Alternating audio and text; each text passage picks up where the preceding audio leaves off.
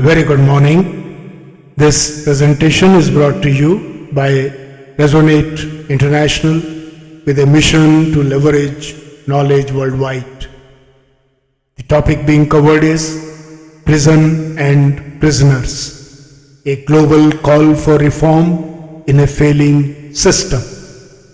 Ladies and gentlemen, prisons were established to uphold justice, protect society, and deter crime. Yet today, these institutions are overcrowded, underfunded, and often unfit for their intended purpose.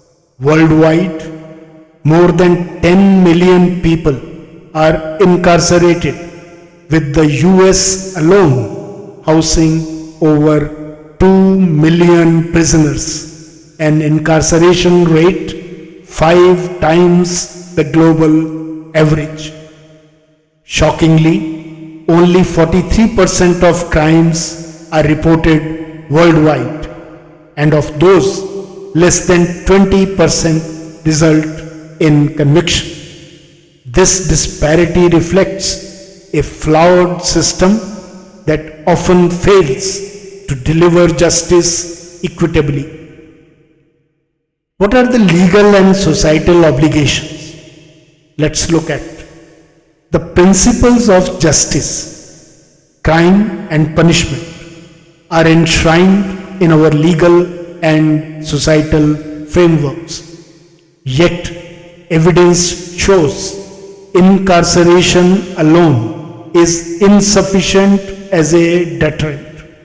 In the United States, approximately 68% of released prisoners are rearrested within 3 years, and in South Africa, recidivism rates reach as high as 86%. These figures reveal the system's ineffectiveness in addressing crime at its roots and promoting genuine rehabilitation.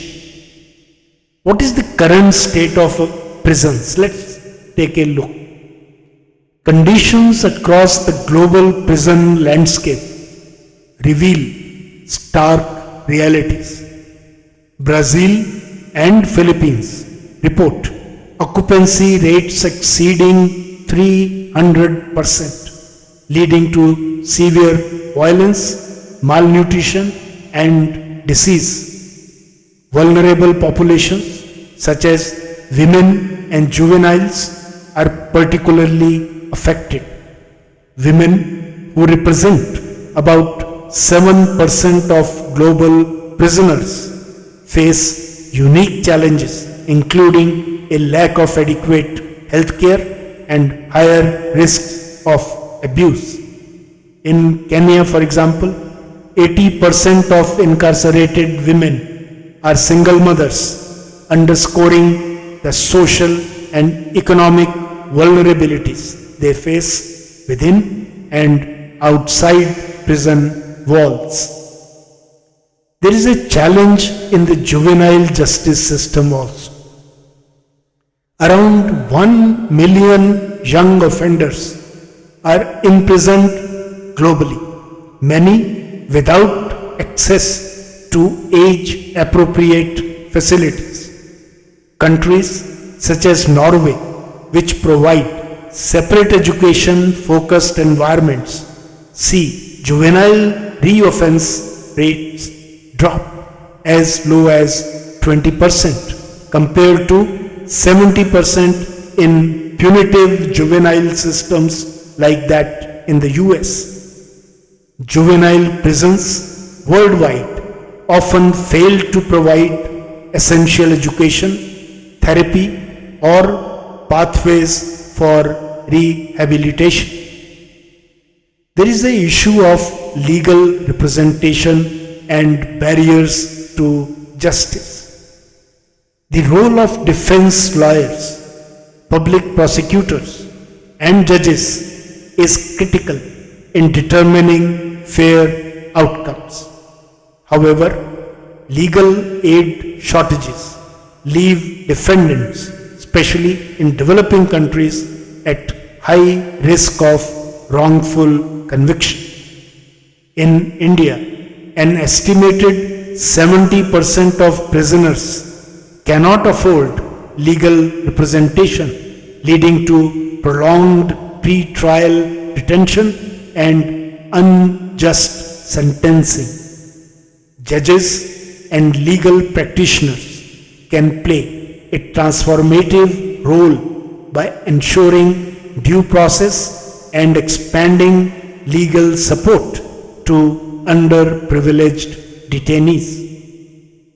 There is an issue of political and unjust detentions also. In authoritarian regions, political prisoners face extreme injustice, detained for their beliefs rather than criminal acts. This misuse of the prison system to suppress dissent highlights the need for international accountability to uphold human rights and fair treatment standards. There is an issue of unawareness and education also. In many developing countries, legal unawareness is common. A 2018 survey in sub-Saharan Africa found that 46% of detainees did not understand their charges. Adding criminal law basics to educational curricula worldwide could foster an understanding of justice from a young age, instilling legal awareness and accountability. There is an issue of prison mismanagement or management complexity. Prison administration often falls under state or provincial jurisdiction, with only general oversight from central governments. This leads to considerable variation in handling and quality of care within the same country, with limited accountability. Centralized standards, such as those led by federal or national authorities, could mitigate these discrepancies. There is an issue of international oversight also. The United Nations Office on Drugs and Crime, UNODC, can serve as a global leader in prison reforms. Through partnerships and compliance standards, the UNODC can encourage humane conditions and consistent practices, promoting universal rights and setting standards for detainee care. This is in their mandate. What are the examples we can find of some effective reforms somewhere? Countries like Norway and the Netherlands, with systems focused on rehabilitation over punishment, are promising models. Norway, for example, has reduced recidivism to 20% by prioritizing education, therapy, and social reintegration. In contrast, punitive models like the US, with 76% recidivism, illustrate the limitations of harsh sentencing approaches. Looking at all above, what is the way forward? Addressing these multifaceted challenges requires a collective approach. Let's structure it in points. First, adopt rehabilitation-centric models. Shift focus from punishment to rehabilitation, particularly for non-violent offenders. Second is segregate pre-trial and civil offenders. Keep pre-trial detainees and civil offenders apart from convicted criminals to ensure due rights. Third, provide gender and age-specific facilities. Established tailored healthcare, support services, and rehabilitation programs for women and juveniles. Fourth, increase legal education. Introduce crime and legal education in curricula to raise societal awareness from a young age. Fifth, promote transparency and accountability. Enable oversight boards with civilian participation to enhance accountability within prison systems. Sixth, strengthen legal aid services.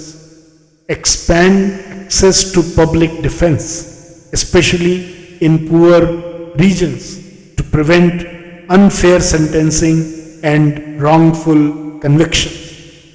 Seventh, empower UNODC in oversight. Encourage UNODC to spearhead international prison standards and compliance monitoring. Eighth, encourage alternatives to incarceration. Use restorative justice and community service for minor offenders to reduce prison populations and costs. In conclusion, ladies and gentlemen, prison reform is not only a human rights matter, but a pathway to a more just society. We must recognize that justice extends beyond punishment. The call is clear. Shift prisons from spaces of neglect to institutions of rehabilitation. As justice moves forward, let it do so with an awareness that accountability must serve both societal protection and individual rights, ensuring a future where incarceration is reserved only for cases where no alternatives exist. This holistic and humane vision of justice is not only possible but essential for a balanced, fair and secure society. The time has come to reimagine prisons not as places of forgotten souls but as institutions of second chances. Good luck, best wishes, and God bless.